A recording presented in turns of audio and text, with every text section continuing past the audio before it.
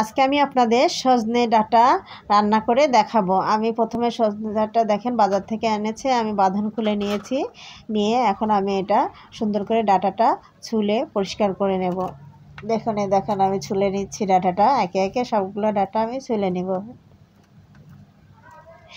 এই সজনে ডাঁটা অনেক উপকার, সজনে ডাঁটা খেলে শরীরের অনেক উপকার হয়। আমার সজনে ডাঁটাটা খেতে খুবই ভালো লাগে, আমি খুব পছন্দ করি। মাছ দিয়েও খেতে পছন্দ করি, ডাল দিয়ে খেতেও পছন্দ করি, আবার সরিষা বাটা দিয়েও আমি রান্না করে খেয়ে থাকি। সরিষা বাটা দিয়েও খেতেও অনেক মজা লাগে। আমার সবগুলো সজনে ডাঁটাগুলো কোটা হয়ে গেছে, আমি ধুয়ে নিয়েছি, সাথে সামান্য আমি আলু দিয়ে দিয়েছি। এখন আমি দেখুন কড়াইয়ে তেল গরম করে নিলাম, নিয়ে আমি এখানে পেঁয়াজ কুচিগুলো দিয়ে দিলাম। পেঁয়াজ কুচি দিয়ে আমি এখানে সামান্য লবণ দিয়ে দিব, দিয়ে আমি একটু সুন্দর করে নেড়ে চেড়ে দিব। দিলে পরে আমার পেঁয়াজটা যখনই নরম হয়ে আসবে তখন আমি একে একে মশলা দিয়ে দিব।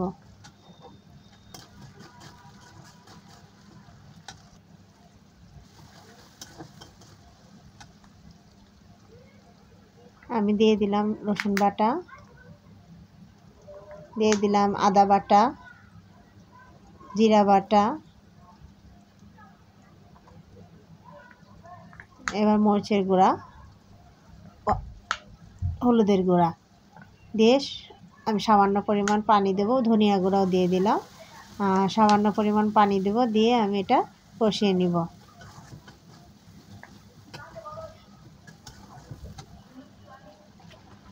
আমি হাতে করে সামান্য পরিমাণ পানি দিলাম, আমি এটা এখন কষিয়ে নিচ্ছি।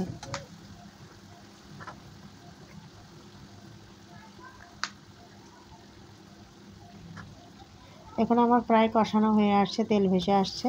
তারপরও আমি এখন দিয়ে দিব মসুরের ডাল, ধুয়ে রেখেছিলাম মসুরের ডালগুলো আমি দিয়ে দিব। এরপরে দিয়ে এটা দিয়ে কিছুক্ষণ আমি কষিয়ে নিব। আবার মসুরের ডালগুলো দিয়ে দিলাম সব, এখন আমি এটা নেড়ে চেড়ে কিছুক্ষণ কষিয়ে নেব।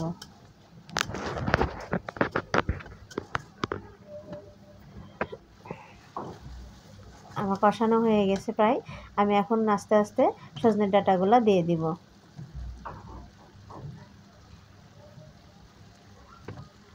তারপর আমি আলুগুলো দিয়ে দিলাম,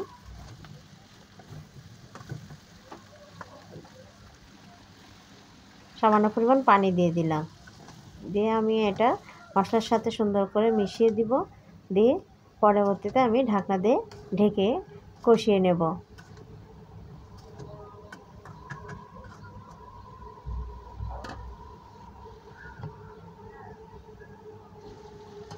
কিছুক্ষণ পরে ঢাকনা খুলে আমি আবার এটা নেড়ে ছেড়ে আবার ঢাকনা দিয়ে আরও কিছুক্ষণ কষিয়ে নেব।